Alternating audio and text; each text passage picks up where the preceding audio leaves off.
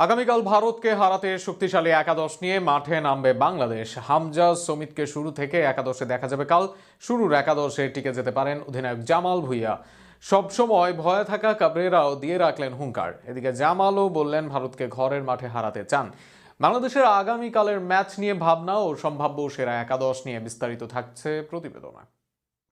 আগামীকাল ভারতের বিপক্ষে শক্তিশালী একাদশ নিয়ে মাঠে নামতে পারে টাইগাররা। ক্যাবরেরার সুবুদ্ধি হলে কাল পরিবর্তন আনতে পারে ডিফেন্সে। তবে অনভিজ্ঞ শ্রাবণের জায়গায় মিতুলকেই গোলবারে খেলানোর সম্ভাবনা বেশি। তবে ডিফেন্সে সাদউদ্দিনকে বসিয়ে তাজউদ্দিনকে খেলানো হতে পারে আগামীকাল। লেফট ব্যাকে খেলবেন প্রবাস থেকে আসা জায়ান আহমেদ, আর সেন্টার ব্যাকে ফর্মে না আসলেও তপু তারিকেই ভরসা করবেন ক্যাবরেরা। মিডফিল্ডে বড় ম্যাচগুলোতে জামালকে শুরুর একাদশে দেখা যায় না। যদিও জামাল মাঠে থাকলে অ্যাটাকিংয়ে সফল হন হামজা, তাই কাল বড় ম্যাচে এই দুজনকেই একসাথে মিডে খেলিয়ে নম্বর 10-এর ভূমিকায় সমিত সোমকে একাদশে রাখা হতে পারে। সেক্ষেত্রে ফাহিম অথবা মুরসালিন হতে পারেন লেফট উইংয়ে ভরসা, আর রাইট উইংয়ে রাকিব হোসেন। যদিও দর্শক প্রিয় নম্বর 9 আলামিন, তবে সেই সুযোগ ক্যাবরেরার কাছ থেকে তিনি পাবেন কিনা সেটি নিয়ে আছে যথেষ্ট সন্দেহ। এদিকে ভারতের বিপক্ষে বাংলাদেশের জয় নেই 22 বছর যাবৎ।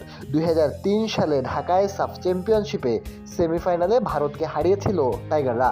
এরপর আর ভারতকে হারাতে পারেনি দল। আগামীকাল এশিয়ান কাপ বাছাইয়ের শেষ হোম ম্যাচে বাংলাদেশ প্রায় 2 যুগের বন্ধুত্ব ঘোচাতে চায়।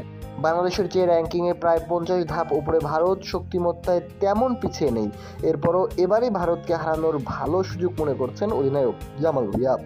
তিনি বলেন, ভারত তাদের সাথে সেরা অবস্থায় নেই, তো এবার সেই সুবিধা যদি নিতে পারি। ওদের সুপার লিগ এখনও শুরু হয়নি।